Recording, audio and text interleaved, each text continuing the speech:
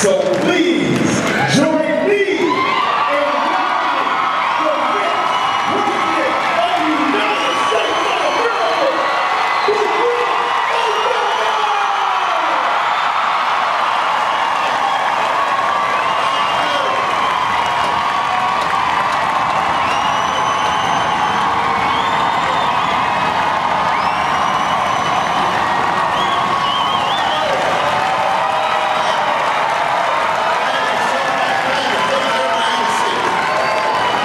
The economic crisis that we face is the worst since the Great Depression.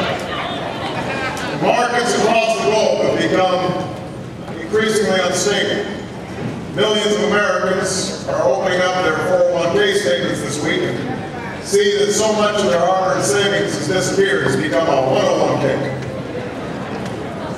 The credit crisis has left businesses, large and small, unable to get loans, which means they can't buy new equipment, or hire new workers, or even make payroll for the workers that they have.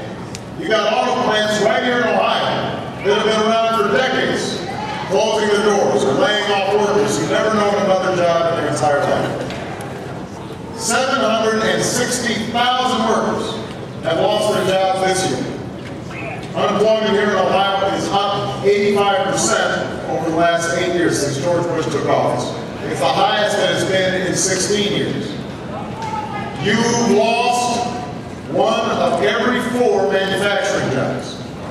The typical Ohio family has seen their income fall $2,500. It's getting harder and harder to make the mortgage or fill up the gas tank or even keep the electricity on at the end of the month.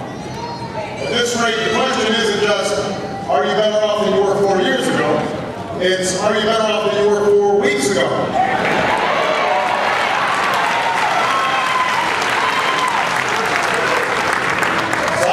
Difficult times, and I know folks are worried.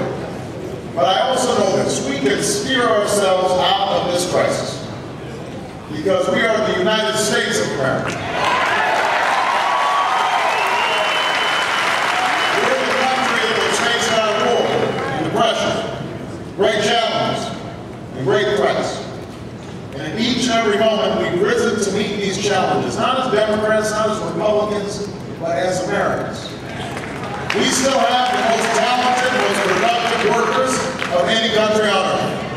We are still the home to innovation and technology, colleges and universities that are the envy of the world.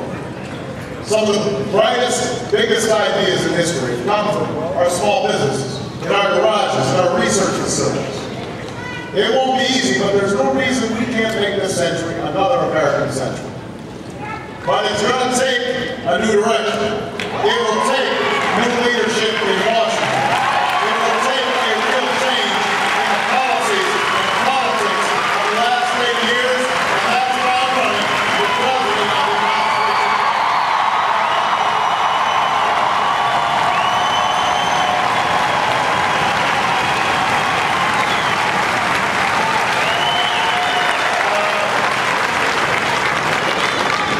Now, my opponent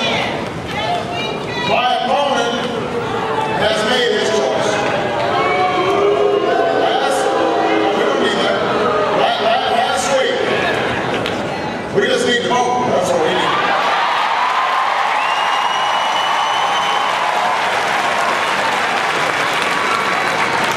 Last week, Senator McCain's campaign announced that they were going to turn the page on talking about our economy so they can spend the final weeks of this election attacking me instead.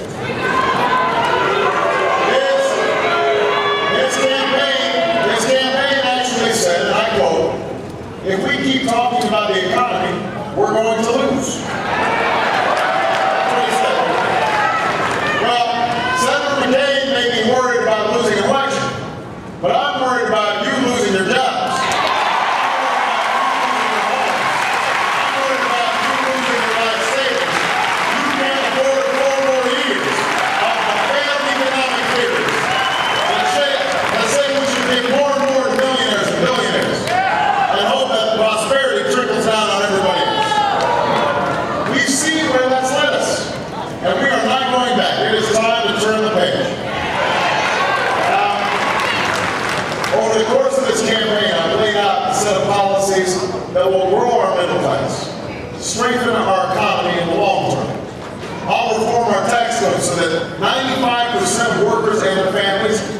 tax cut.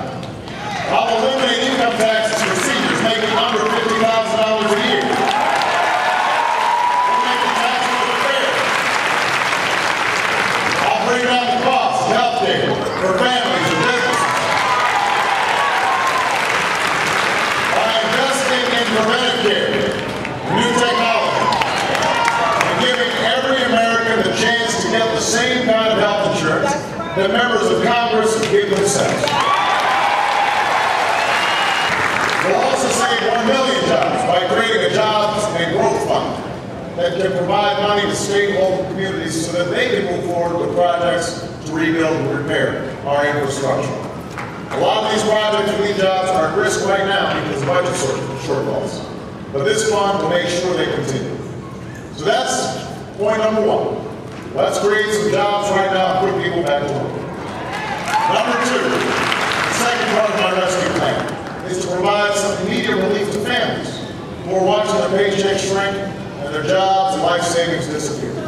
I've already proposed a middle-class tax cut for 95% of workers and their families. But today I'm calling on Congress to pass a plan so that the IRS will mail out the first round of those tax cuts as soon as possible. We should get a rebate in your pocket to deal with heating your homes this winter. Making sure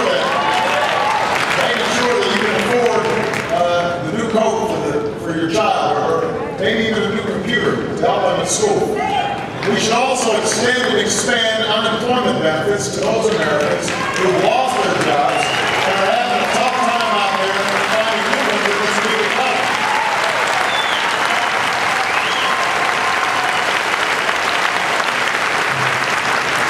And while we're at it, we should stop making people who are getting unemployment insurance pay taxes on those benefits. Because that will give them a little bit of extra relief. At a time when the ups and downs of the stock market have rarely been so unpredictable and dramatic, we also need to give families and retirees more flexibility and security when it comes to their retirement savings.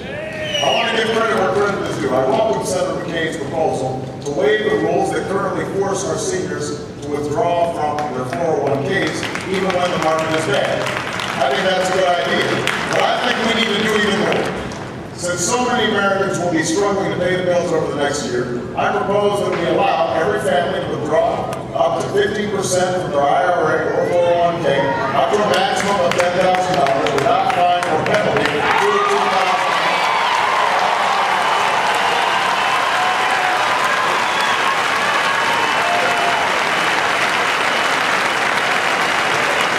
This will help families get through the tough times, get through this crisis without being forced to make painful choices like selling their homes or not sending their children to college.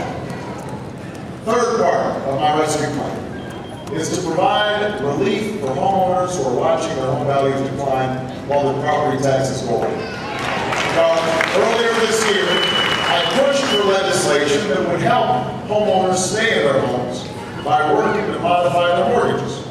When Secretary Paulson proposed his original financial rescue plan, it included nothing for homeowners. At a time when Senator McCain was silent on the issue, I insisted that it include protections for homeowners. So now the Treasury has to use the authority it's already been granted and move aggressively to help people avoid foreclosure and stay in their homes. We don't need a new law, and we certainly don't need a new $300 billion giveaway to banks like Senator McCain has proposed. We just need to act quickly and decisively.